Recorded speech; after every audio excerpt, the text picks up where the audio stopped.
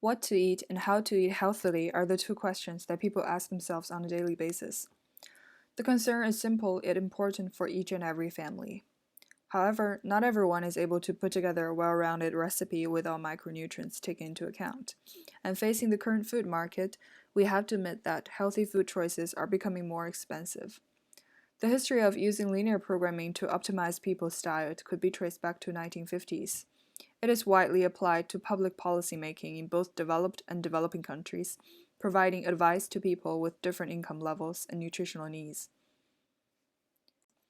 A paper published on PLOS One this year studied how to develop cost-minimizing and nutritionally adequate food baskets for households in Denmark using linear programming. Researchers generated 312 unprocessed or minimally processed food items and grouped them into categories. Each category was matched to the Danish or the American nutritional composition tables and databases.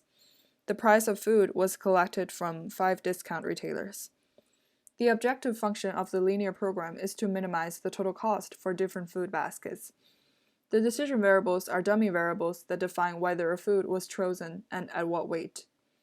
The 5 constraints are culturally acceptable food baskets for Denmark population, health-promoting food basket, nutritionally adequate food basket, the combination of CA and N, and the combination of DG and N.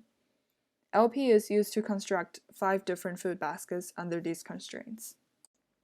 The study found that it is possible to construct food baskets satisfying all constraints. However, realistically, the optimal options might be difficult to implement. For example, very few food items can be both cost-minimizing and nutritionally beneficial. The cost is mainly affected by a few key nutrients. As more constraints are added, the cost increases. The one-day food basket satisfying only nutritional constraints costs about 3.6 euro, and to satisfy the combination of constraints could cost twice. Depending on the income levels of household, in order to meet the requirement, 6% to 11% of the total income will be spent on food. The real challenge faced by both the researchers and us is the hardship in changing dietary habit. In this study, for example, Denmark people prefer meat, sweets, and alcoholic drinks in their daily routine. However, if these factor into the culturally acceptable constraint, the food basket may not be affordable. Many foods may not be available due to geographical location, transportation cost, and seasonality. The cost is calculated without taking the processing cost, such as storage, energy bill, and time cost, into account. Therefore, the general LP may require further adjustment.